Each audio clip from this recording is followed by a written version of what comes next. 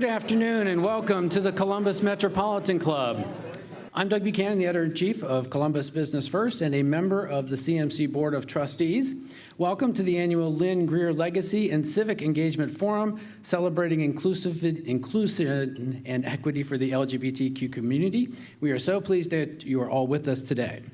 Today's forum is made possible by the Lynn, Greer Legacy and Civic Engagement Fund. Lynn, thank you for your generosity. We are so pleased you're with us today. Please have a round of applause for Lynn Greer.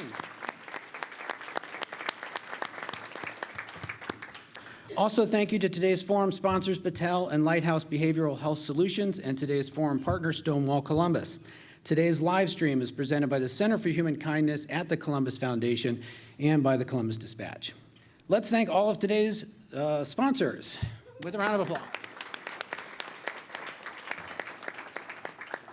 From New York's Stonewall Uprising in 1969 through the AIDS epidemic of the 1980s to the Supreme Court decision that declared same-sex marriage legal in every state, LGBTQ rights have in the U.S. advanced thanks to the tireless work of activists and advocates.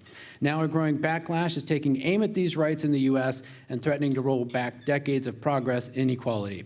Today we'll look at both the past and the future for the struggle of equality in Central Ohio through the eyes of 4 generations of activists.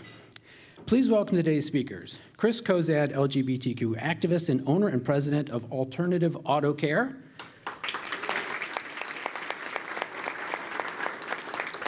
Karen Hewitt, the associate director of Leadership Columbus and co-founder of the Ohio Rest Collective.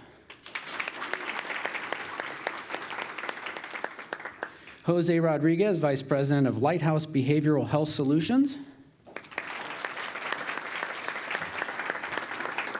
And Joseph Soza, the Central Ohio Regional Organizer for Equality Ohio. And our host, Ronald Murray, President of the Stonewall Columbus Board of Trustees and Director of Franklin County Municipal Court's March Program. You can learn more about today's speakers in your forum flyers. Ronald, all yours. Thank you, Doug. Can you hear me? Thank you, Doug. Thank you all for having us here. Give yourselves a hand of applause. Some energy up. So we only have a short time, and we have a very verbose and excited panel. So we're going to start our first questions. Yeah, they're excited, yeah. So we're going to start off with our introductions. And also, how did you start your journey in LGBT advocacy and activism? And I'm going to add to this. I didn't tell you I was going to do this. And tell me your age. So we're going to start with Joseph. All right, then. That was not part of the script. It definitely was. I left that part out in our briefing. Joseph. Yes. So I just turned 29 years old. I would say my answer to the question of how I got involved, it actually just started with life experience, right? It started with me learning how to practice resistance on my own person, right? I am a gay man, grew up in a multicultural Puerto Rican, Spanish household. Here in Ohio, grew up a pastor's kid in church. And being a gay kid with very, I think, sort of outward-facing kind of feminine energy set me up in growing up in Ohio to experience, right, a lot of homophobia, a lot of femphobia, and a lot of those things that are very common, right, in LGBTQ experience. And so for me, I think it did just kind of start with having to learn how to hold pride in myself and even the small things of resistance, like, yeah, I'm gonna wear my earrings, yeah, I'm gonna be myself, and run against the grain. That's kind of how I got started. Thank you, Joseph. Jose? Yeah, so I am José Rodriguez, and I started my activism in the early 90s, and I'll be honest, it was out of anger. I came in which my friends were dying and dropping dead like flies. And the rhetoric that I heard, and I still consider myself a survivor of that time because it was such a difficult time. But my friends were dying, and the rhetoric that I was hearing, it's the same rhetoric that I would hear later, decades later, about trans people. And it's the same rhetoric that I would hear about people living with substance use disorder. That we were trash, and it was okay if we died. And that pissed me off. So it was that anger that I needed to find a way of channeling that anger to do something good for it. So whether I did or not, people will judge that. But I think that was the impetus for, and it's still the impetus for my work today. I work at a recovery treatment center, and that is why I work there, because I believe in the mission, and I believe people with SUD, just like us gay or queer people, deserve to be alive and thrive. So. Thank you, Jose. Karen? You want to give your generation? What's that? You want to give your generation? No. I've had work done. Figure it out. Right. We'll just say he's at the top of the grid.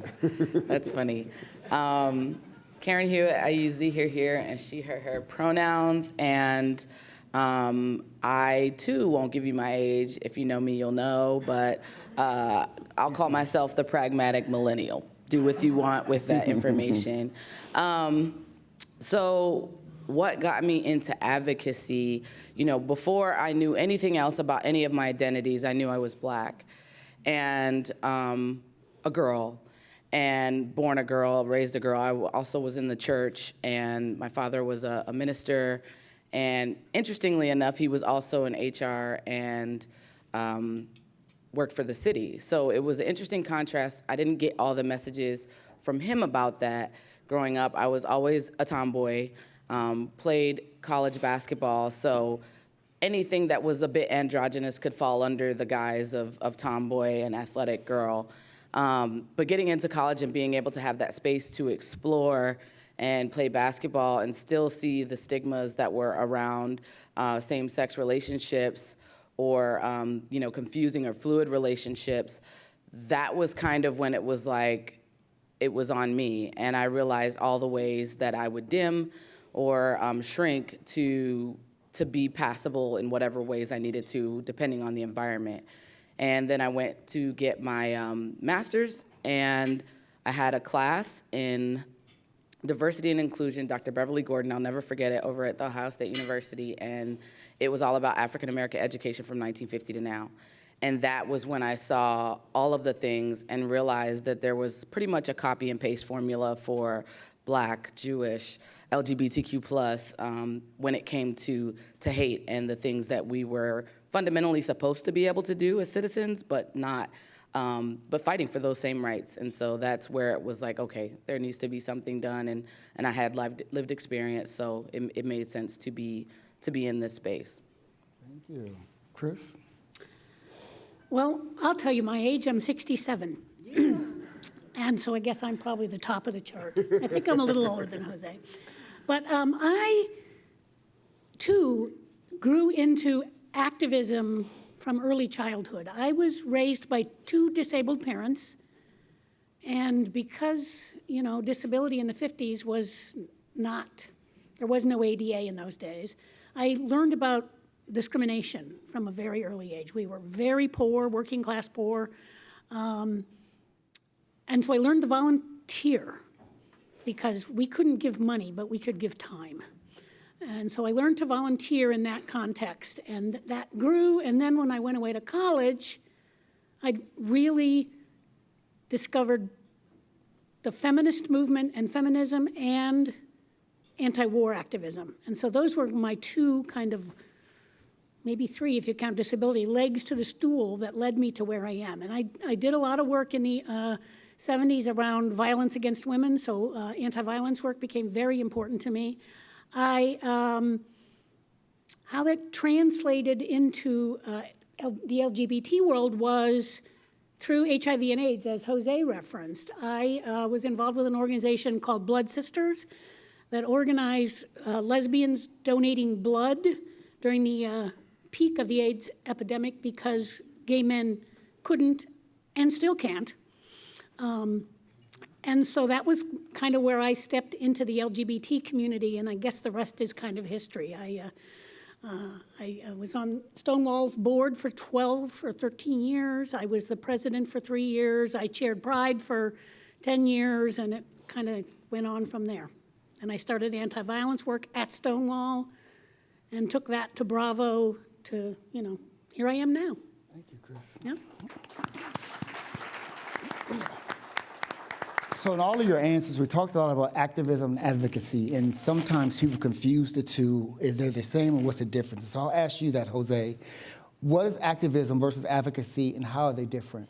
Well, the good news is that they're both directed at making a change or making a change happen.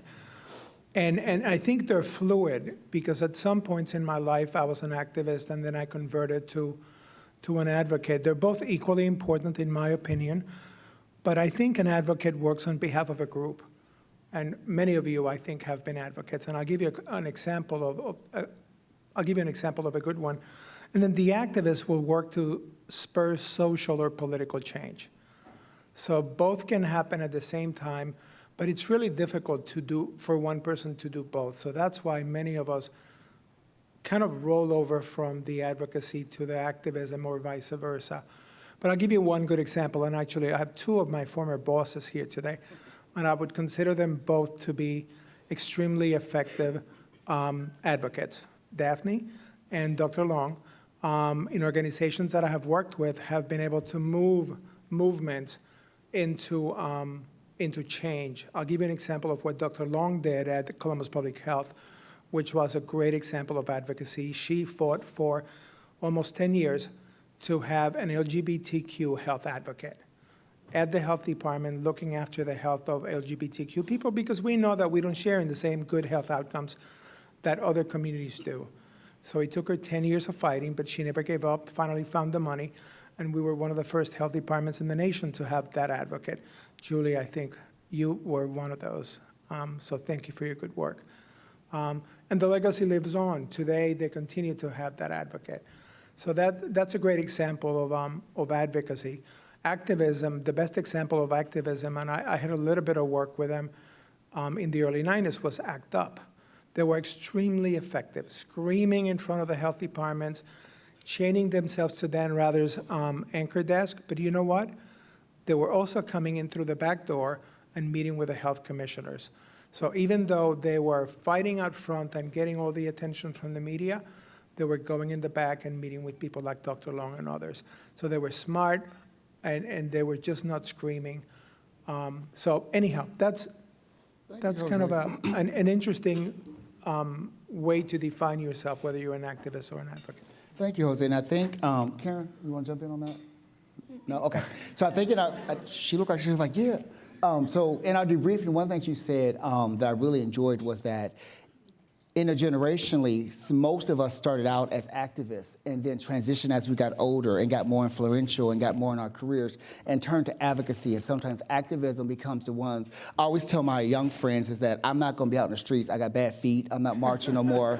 But I will figure out how to make policy so you can do it. Now, I'm not one that's going to write a check. I'll sit in the back, but I'm not going to be necessarily busting the windows in no more. But at 48, yes, I'll tell my age. At 48, thank you, 48. Yeah. Thank you.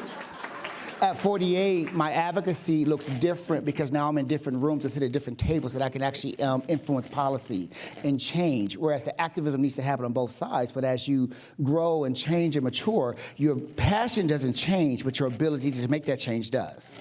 So thank you for that. Joseph, what does activism look like in younger generations? Mm-hmm.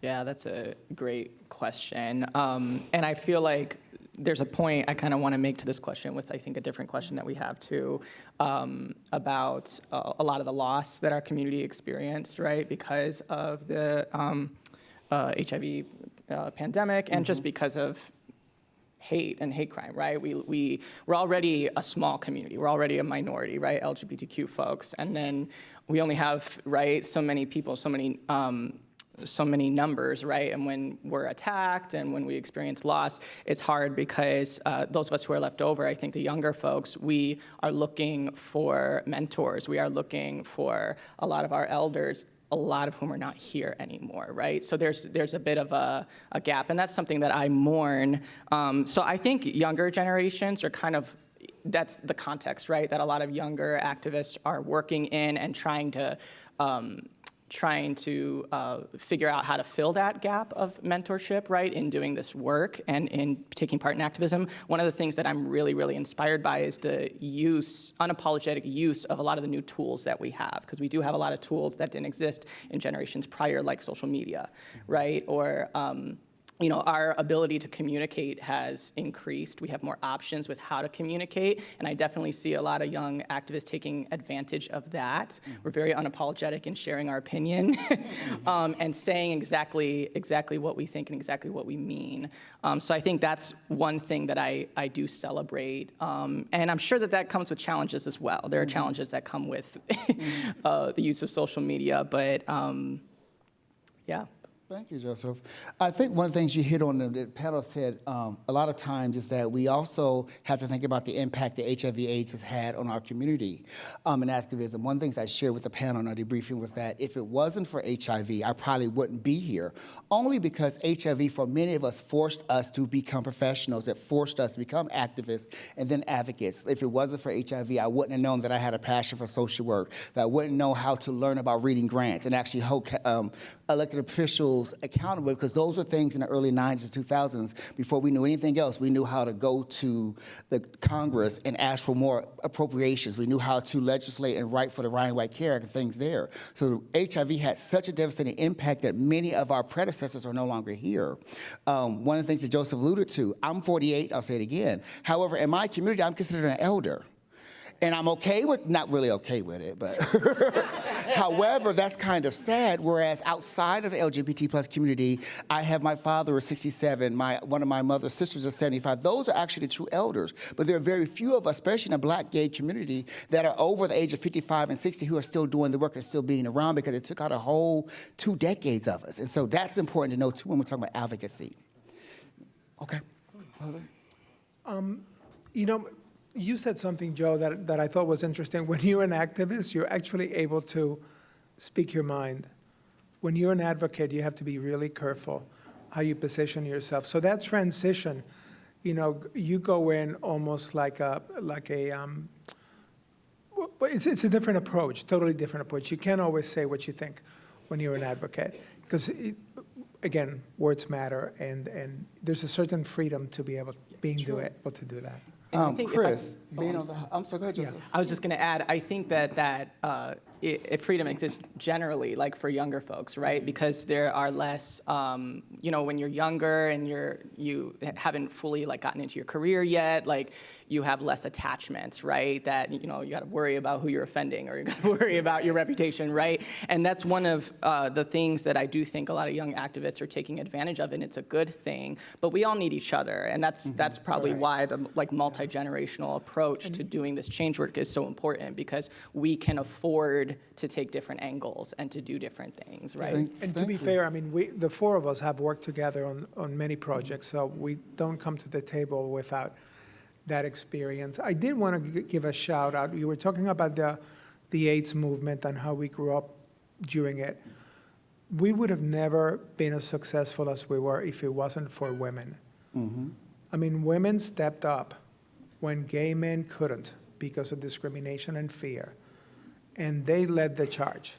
Most of my friends that died of HIV or AIDS were taken care of by these brave women, whether they were nurses, friends, neighbors. It was a really difficult time, but I just wanted to give that shout out, because I think it helped the women's movement also propel. Thank you. Chris. I was going to say, I'm going to beg to differ on there's a difference between activism and advocacy, because those of you who know me know I have never been afraid to speak my mind to power. It's like, I will, call it like I see it, regardless. And one of my guiding principles, I guess, is that if I am not pissing people off once in a while, I am not pushing them hard enough. And that's how you make change. Yeah. I'm going to say something to that, because I'll be right in the middle of it, right? Pragmatic millennial, right? So when I allegedly. Allegedly. Apparently some people read my letters, they don't think so. But if I think about when advocacy, so we have these terms, and I know when I've been in spaces where people were like, this is kind of nearing activism, and we want to stay in the advocacy place. That also stems from them probably being uncomfortable. And so just kind of leaning into that discomfort.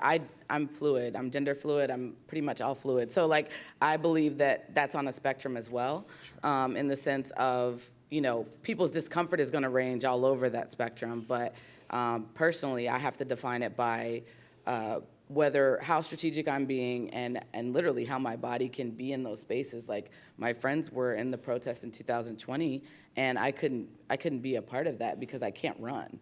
And I can't imagine what would have happened. There were people that got injuries and they could run. And so I don't even know what that would look like, you know, today. But I do think there's a line around, you know, how strategic you want to be, how uncomfortable things are making you, how much change you're willing to risk to speak up, even when it's not what maybe is wanting to be said or people don't have the courage to say. Thank you for that, Karen. Chris? I was just going to say, and there's acknowledging, I mean, I acknowledge that I have a lot of privilege in that way because I own my own business. I don't have to worry about losing my job. You know, I'm out to everybody in my life, everybody. And so I don't have to worry about, you know, somebody's going to find out that I'm a lesbian. Hello, big L. And I said, You can fix your car. right. And so, you know, I acknowledge that there's privilege in being able to be that out and that safe. Thank you for that. I remember when both you and Karen were talking, I remember back in like maybe 95, I was in, I came at the tail end of ACT UP, so I'm not old enough to say I was part of ACT UP, but we were at the back part of it. And we were doing something at Capitol Hill, and I remember we were in, like, they have these basements in at Congress where you meet before you go talk to the reps. And they said, and you know what? And then we're all gonna get arrested, but don't worry about it because they're gonna let us out. Excuse me. So this before itself, so I called my mom on the payphone. I said, Mom, we're gonna go ahead and purposely get arrested. She said, you gonna do what? She said, baby, look at yourself in the mirror, get on that Greyhound. So what I say that to say is that activism looks different for some of us in marginalized groups. Karen mentioned being uncomfortable. I often tell people, I'm used to being uncomfortable. I thrive on it. I'm always the only black in the room. I'm always the only black gay in the room. I'm always the one with the biggest hair in the room. So I'm used to being uncomfortable in those situations because uncomfortable breeds change. And oftentimes we want to be so stuck in our status quo, we scream about change, but oftentimes we only want change until that comfort level for us dissipates, or that's the word, disappears. And so we have to think about what makes us uncomfortable in these spaces that we're not used to. Think about those of us who've been in these spaces as advocates, as the first, as activisms, and we've been in these comfortable spaces. And so leading that to Karen. What is the impact of intersectionality and race culture as it relates to advocacy and activism in Columbus, Ohio? I'll let you start off with that one. Intersectionality, I'll give a brief definition just in case we don't know what we're talking about. Kimberly Crenshaw in 1989 coined the term intersectionality. There was a case where a black woman was being discriminated against, and she felt like they said it's not racism and it's not sexism. And so then she coined that term so she could adequately define, and it's a measure of cumulative impact of the weight of various identities and their intersections or where they intersect. And where they intersect is there's most pain points. It can be challenging at times as someone who has multiple intersections. It's like, okay, is this because I'm black? Is this because I'm queer? Is this because I'm disabled? Like whatever that is, like, you know, what is this about? And so there's a emotional tax. You'll hear about that as well. There's an emotional tax or a cumulative impact that comes with it. So, you know, generally the more marginalized, and I try not to get caught up in like the oppression Olympics, but generally the most marginalized over multiple identities experience the most discrimination, prejudice, and up to violence. And so the importance of that, as you can see, when we're talking about power and influence, you've heard that multiple times around influence, collective power. We talk about that a lot. Like, we are collectively much more powerful than one of us walking into a situation alone. And so a lot of times you have, when you look at, even within the movement, right? So we're talking about the HIV, the black gay male experience was completely different than the white gay man experience. Access to medicine, access to care, all of those things were different because of different levels of marginalization around race, gender, and sexuality. And so normally we can't get much past those. There's lots of diversity dimensions actually, but we can't normally get past those. And so that's just to say that lived experience for someone who has multiple identities is gonna experience different things. And in Columbus, Ohio, what I can say is, and a national reference is Heather McGee's book, The Sum of Us, What Racism Cost Everyone. And she talks about neighborhoods. Like Columbus is still pretty segregated. I don't know how, I know Michael Wilkos is in here. Go see one of his presentations for sure. He's with United Way, but it's still pretty segregated. And when you think about that, and you think about the demographics that have more access, all the way to climate control where you have more trees, you know, like, and then temperatures are different, and then there's more violence in neighborhoods where there's higher temperature. All of that is connected. And when you look at that in Columbus, I think the biggest thing to note is that we're still really segregated, so there's still a lot of racial impacts and racial experiences that are completely different from other LGBTQ experiences. And then when you combine them, because there are queer people of color, when you combine those things and then even look at sexuality, there's, within the community, there's conversations around trans folks, like everybody, you would think everybody would be like, hey, everybody's here. It's not like that. It's not like that. So even within our own community, you know, it's one thing to try and say something to the world. When we have our whole community here, there's intersections within us that we don't all understand. We can acknowledge and we can learn about it and we can connect around it, but there are different lived experiences based on different other intersections. And I think it's really important to note that as much as we intentionally connect, you know, Chris started the LGBTQ plus leadership roundtable, and that's one of the places where you'll see most of the LGBT, or you and other people, you know. So, you're like, Rhonda that was, Rivera started. oh, Rhonda Rivera, yes. I'm sorry, you took over 20, was it 27? Okay, all right, years ago. Too long. To Ronald Rivera. So like when you have the LGBTQ plus roundtable and we're intentionally there and you have up to 50 people that are LGBTQ plus folks in leadership positions, looking at those opportunities, it's really a lot of work and intention to do that, but that's not just happening organically because of the segregated state of Columbus. Thank you. Chris, to piggyback off of Karen's discussion, what's the importance of history and intergenerational collaboration? So you self-proclaimed yourself at the top. Well, maybe but I know intersectionality and even language has changed since when you and even José have started to work in activism and advocacy to now. What is the importance of us and those of us who are here on that front lines to know that history of who came before us? I think there are two ways to look at that. I mean, obviously, knowing your history and understanding some of the lessons that we learned and learning from our mistakes can help younger activists kind of have a leg up, right? But on the other hand, there's a tendency, especially I think in the LGBT community, I think it's true across the board, to kind of, I sometimes feel like senior citizens become invisible. I guess I have, you know, I've identified as a middle-aged lesbian for so long that, but I'm not. I'm a senior citizen now. And I think there's some dismissiveness that happens naturally. It's just a generational kind of gap. But you have to actively learn to listen to each other. I mean, just because young people want to do it differently than we did it 50 years ago doesn't mean they're wrong. You know, so there's not that, I told you that wouldn't work kind of thing. And on the other hand, I think young people sometimes like, you know, it's part of growing up and separating from your birth family and your parents, and it's like, oh, old people, you know, you're living in the past. And so the most important thing is conversation. To talk to, not at, but to talk with each other intergenerationally, and, you know, don't be afraid to ask questions. I ask young people, like, I don't understand this, explain this to me. Because, you know, I don't want to stop learning just because I'm older. And I don't want to stop teaching either, because I'm also a teacher by nature. And so conversation, I think, is the key. You have to just keep asking questions and answering questions and having dialogue. Yep. And Joseph, I know you talked a little bit more earlier about lack of mentorship that's in the community as it relates to activism and advocacy. How do we find a tether that connects us all outside of our trauma? Yeah, that, oof.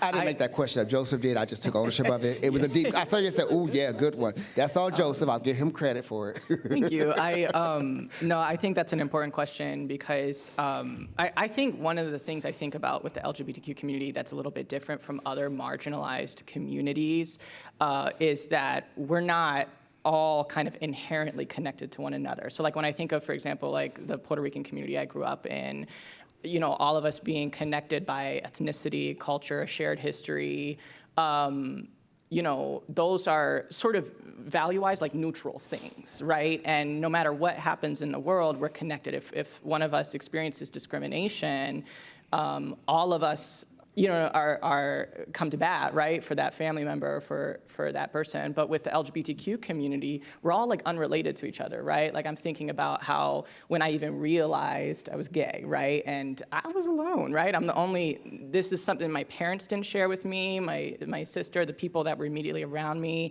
I think there were other people in the church, but I didn't know that. So I'm thinking, right, like I'm alone in the church. That's a different kind of experience of marginalization than other groups, right, where there's a little bit more of a like community happens like naturally, right, with certain other groups. So with that, I do think we need to be really intentional in thinking about how we form community. What are the things that tether us as a community? And I do have a concern if those things are like trauma bonding. Right. That's something that I'm almost just sort of foreseeing. One of the questions I ask myself is like, let's do this thought experiment and say that like tomorrow we have liberation. Yay, we did it, right? Like tomorrow all the issues impacting LGBTQ people, we fixed it. I have to stop and think, well, wait, like what does that world look like, right? Like are we basically in being a community right now, are we living that out, you know? Like are we actually bringing that into fruition, which in my own personal kind of like spiritual beliefs, I don't believe a thing can really be manifested in the world unless there is some, you know, you are a consciousness that imagines it, right? You have to like imagine it beforehand. So I think there are values, like neutral, just good values that as a community we can tether. I think that LGBTQ people represent something that's really important in the world and maybe have an offering for the rest of the world by the fact that we look inward and we get to know ourselves so intimately. Mm-hmm. That's something that is valuable for everyone to do, not just LGBTQ people. And maybe form, you know, maybe that's the thing, right, that we can form to tether us. Can I follow up on that? Yes, you sure can. So I think something that I have learned to realize through the work that I've done professionally is that we are children of trauma. So to one extent or another, the homes in which we grew up and the experiences that we had were not what others have had. So I think inherently we are a bit complex. I think what we had during HIV was we had unity. We came together and we had one goal in mind, and that was really unifying. But I will tell you, I somewhat grieve for the unity that we had then. I never wish for that moment back, but I could walk to the coffee table and find community. How many of you here know what the coffee table was? Great. And I could talk to Julie because she was schlepping coffee. But it was really a sense of community that I mourn for today because I don't have a lot of community. I see my friends here and there. We go out to dinner, but there's really no coming together. And I mourn for that. I really wish we had more of that. Me too. The funny story on the side is when we were talking about the coffee table, I shared with them that that's where me and my friends came out because we were 18, 19, just out of high school, and we couldn't go to like the clubs like the Eagles and things. And I didn't realize that was Julia doing the coffee because we would be there Friday nights at 8 o'clock to 2 in the morning turning it. Like just sitting there, did drink their liquor coffee. But we're just sitting out there the whole time, and I didn't realize it until he said that, and I called my best friend. He said, her name was Julia. I did not know that was Julia. I forget it. And that's about, 30 years ago. Thank you, Jose. No, it was just last week. Yeah, last week, I'm sorry, yeah. Can I say something real quick? So looking at around the trauma bond, the connections, so at times it can be skewed where you can see those connections, but I think the loud thing that's clear, and I want to tie this in with what's happening now, the loud thing that's really clear is we need to heal, right? So if you have trauma, then you can heal, and abuse, substance, all those things, it's we need to still heal. There's an injury, there's impact, and then there's healing. And when you think about the opportunity to heal, how do you heal? Well, you have resources, you have time, you have space, you have support, you have community. When you look at those things aren't available as much to us right now in one way or another because maybe there's not resources.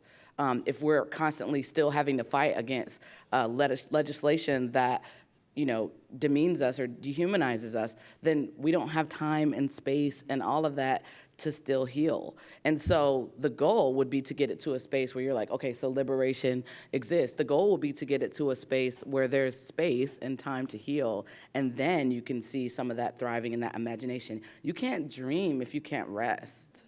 Right? So when you're thinking about all of those things, that's why me and Aaron started the Ohio Rest Collective, is because our nervous systems are so dysregulated, but there's no time and space because we're still fighting against things that we were fighting against and supposedly felt like we had some security in 30 years ago.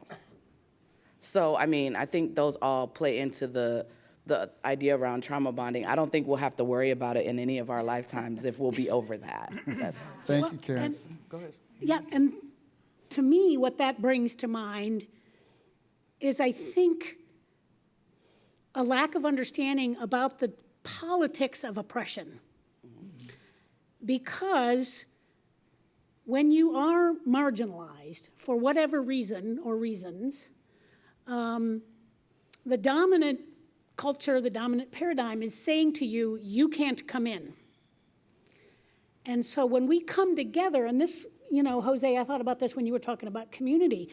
When we were making community in those days, we were marginalized in lots of different ways, and we came together, which is separation. We separated from that dominant culture to learn from each other, to learn about ourselves, to empower each other, to rest, to do all of those things.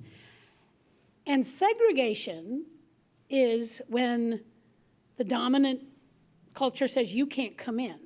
And so I think a lot of times what happens is we don't get those clear in our brain. Are we separating to be together, to empower, to learn, or are we keeping somebody out? Right. And I think that there's a lack of the understanding of that depth, and that's a big piece of that trauma. Yeah. Thank you, thank you. Could I respond to just Karen got me on a train of thought with the rest thing, because I think that's really important, and it's taking me back to the question earlier about young activists and how they're doing it today. And that's one thing I do celebrate about younger generations, not just with LGBTQ activism, but it does seem like the inclusion of rest is a part of the resistance.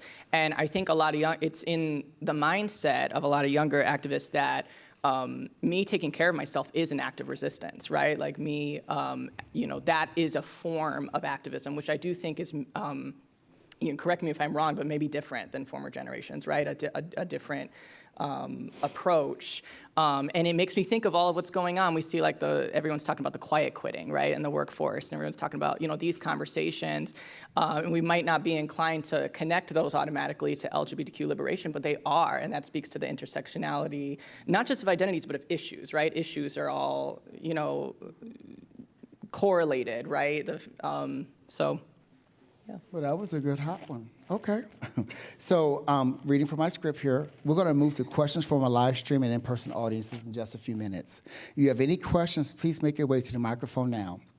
If you're watching online, please type your questions into the chat before we take audience questions. But I have one final question for our panelists. If you were to leave a challenge or a charge to the audience in person or online today, what would it be? Oh, I'm happy to go first. I would encourage you all we can all be advocates. Our movement would not have taken place if it wasn't for advocacy and if it wasn't for allies. I look at so many allies here in this room, and you can have as much as an impact as I can. But we need allyship. It's always worked, and it will continue to work. So I would encourage you to do that. And then, of course, voting. Voting is the ultimate change. Vote. If you vote for somebody that hates me or that puts a law in place that harms me or my family, you are not being good to me. So I am disconnecting from a lot of my friends that vote for people that do not have my best interests at heart. It might sound harsh, but we need to follow through with what we need to do to save ourselves. So that's Thank you mine. for that. Chris? I think the challenge is to do something. And that's going to vary depending on you and your life and your circumstances. But from a social movement perspective, we need to fight on every front. We need the checkbook activists who maybe are able to write large checks to support the work of various groups and organizations. We need volunteers.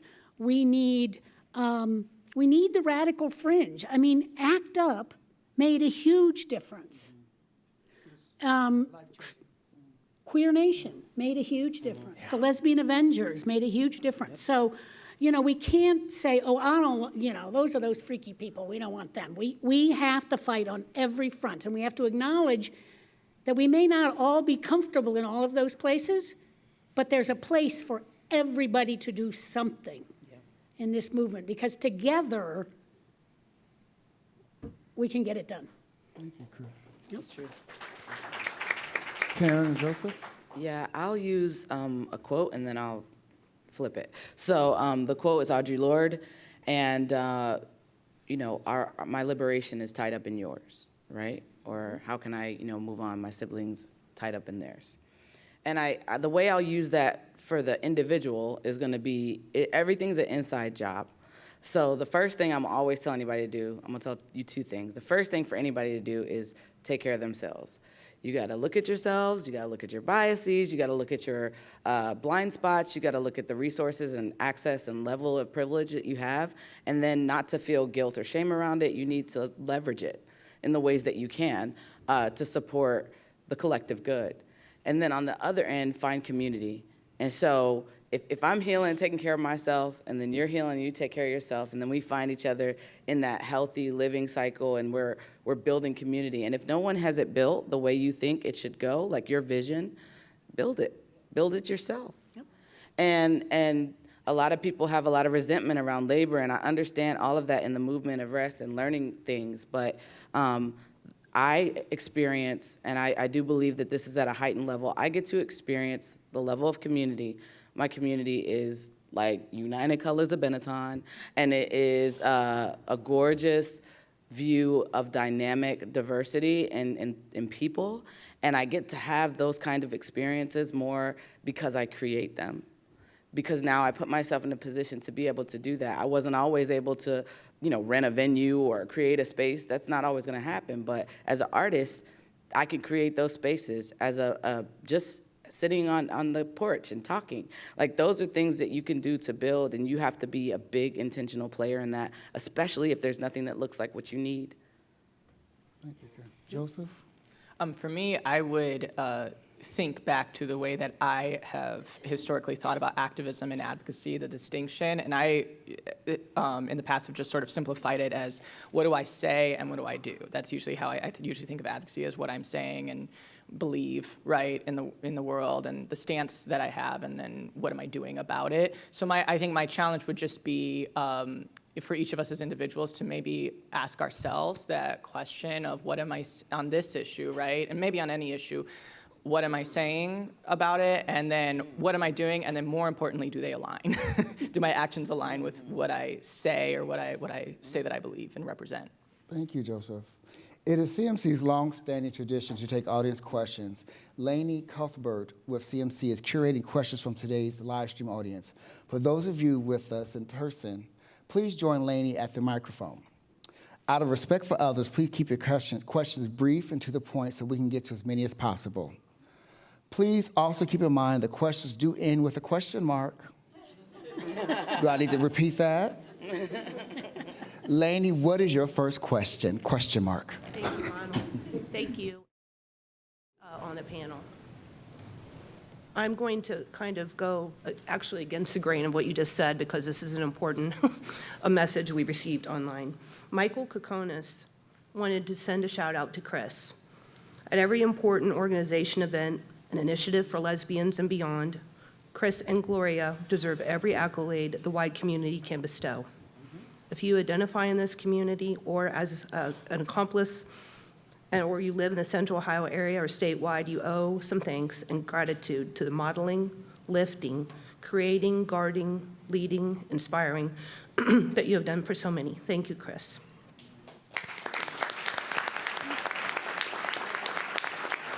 Thanks, Michael. And a follow-up question to that is from Isaac Bean. What advice do you have for queer youth who are just starting to get involved in advocacy that you wished that you had known from the start? Who wants to, Joseph? You start.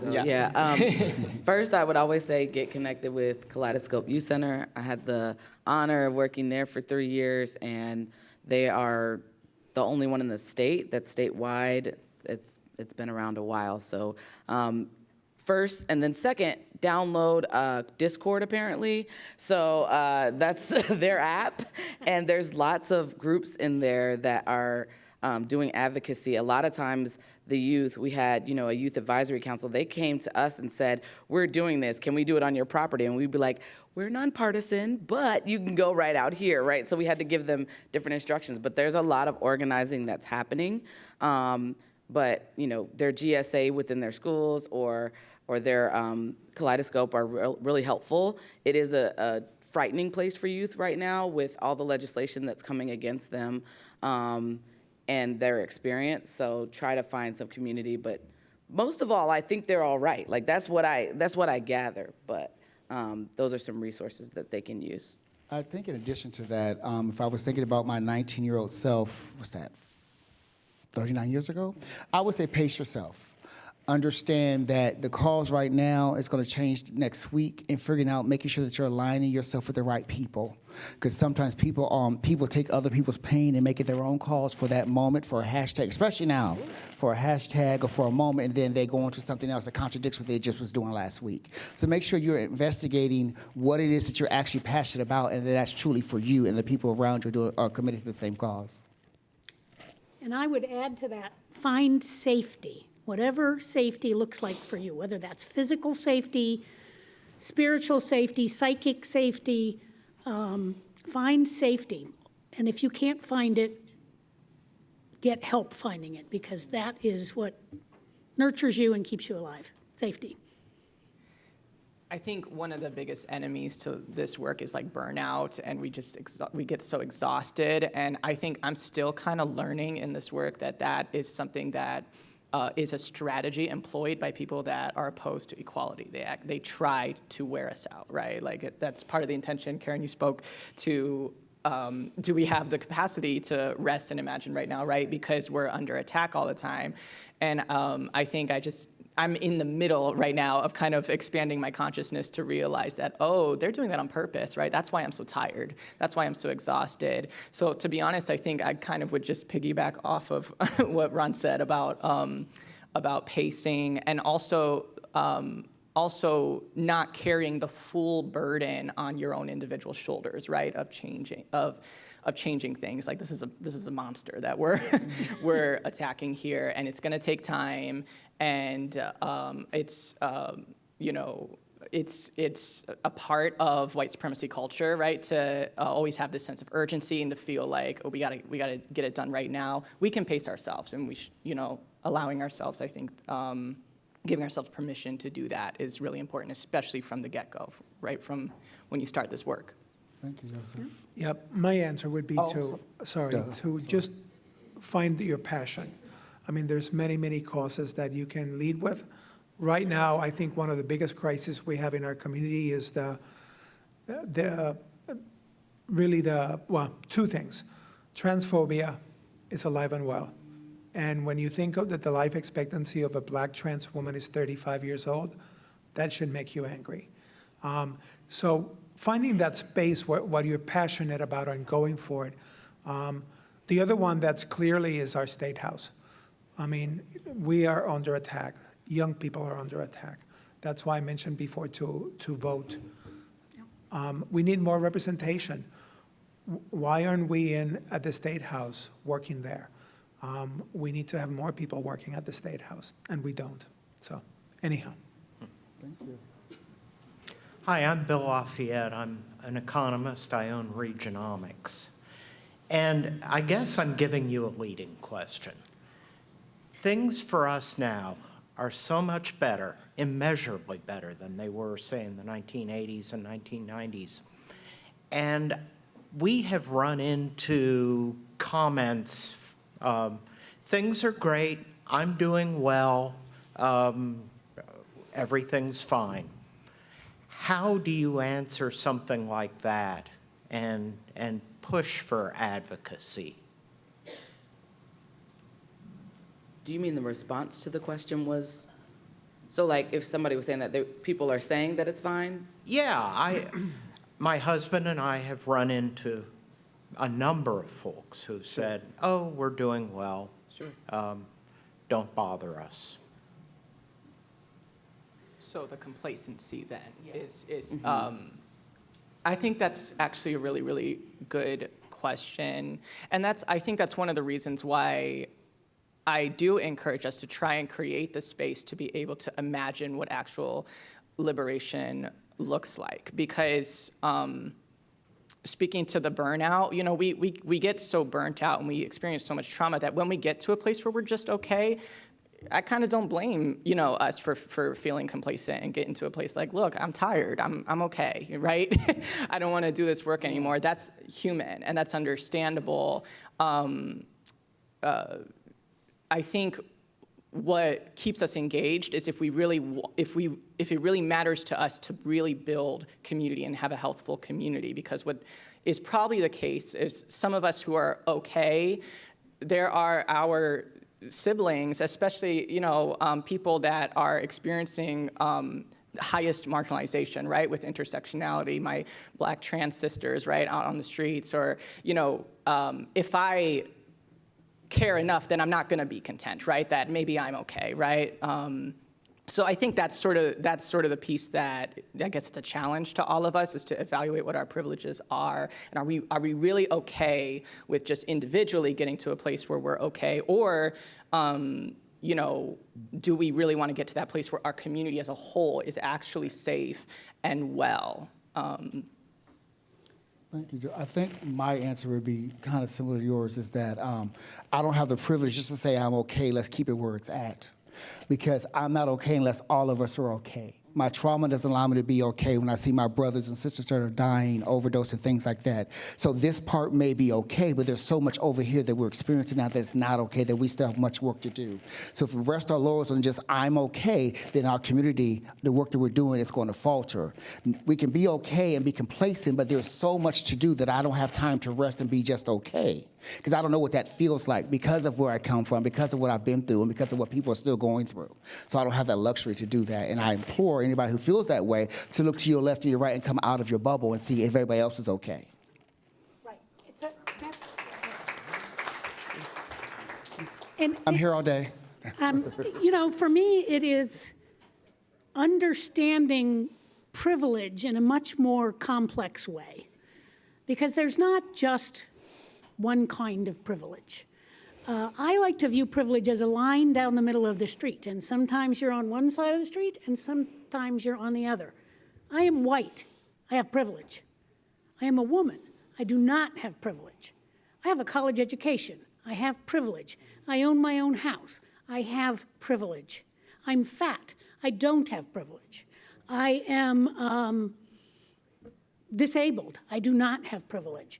So we cross back and forth across that privilege line. No one that I know is completely on one side of the street ever. And we get stuck on the privileged side of the street. And it's really our role to reach across that center line, literally, and use our privilege to bring people to the other side of the street.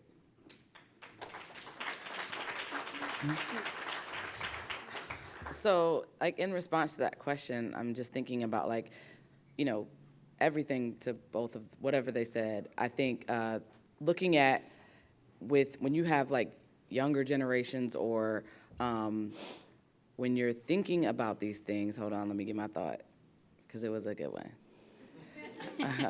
So if it's a person or a situation, so if it's a person or a situation, then if that person is saying those things or they're fine, leave me alone, I'm probably going to leave them alone, to be honest, because I want to try and spend as much time as possible moving forward with the people that are doing. That's like a canvassing mindset, right? So if I'm getting to a door, they're saying no, I'm moving right along because I'm going to talk to the people that want to, I'm going to rock with the people that want to rock with me. So, like, looking into that and what that means for the community, yes, there is a thought about, like, when your work ends or how you're supposed to do this work and what that means. But I think my focus stays on the people that are with me, and then those numbers just keep getting bigger and the energy just keeps getting bigger, and then we can do what we need to do and hopefully delegate, right, and still take care of it. But it's a hard thing, and I think I learned this in 2016 on the first time there was that presidential election.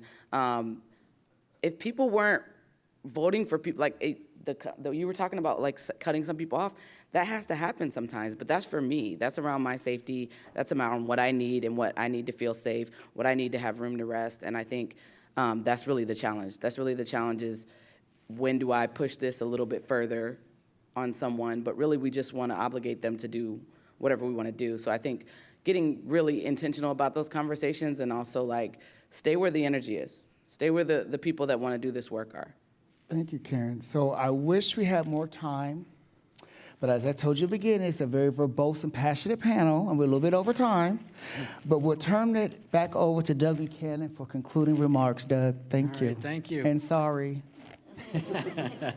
All right, I hope you all found today's forum as inspiring as I did. Let's once again thank the Lynn Greer Legacy and Civic Engagement Fund and Lynn herself. Thank you. We also want to thank today's forum sponsors, Battelle and Lighthouse Behavioral Health Solutions, and to our forum partner, Stonewall Columbus. Thank you to our online virtual seat patrons and to the Center for Human Kindness at the Columbus Foundation and the Columbus Dispatch for supporting today's live stream. We can have a hand once more for a bunch of sponsors. Please make plans to join us next Wednesday for What Makes Art Art with Nanette Macy-Junes, Tom Katzenmeyer, and artist Brian Moss. A very special appreciation to today's speakers, Chris Cozad, Karen Hewitt, José Rodriguez, Joseph Soza, and our host, Ronald Murray. Thank you all once again. And thank you all for joining us. We could not do this without you. We look forward to seeing you next Wednesday. Have a wonderful day.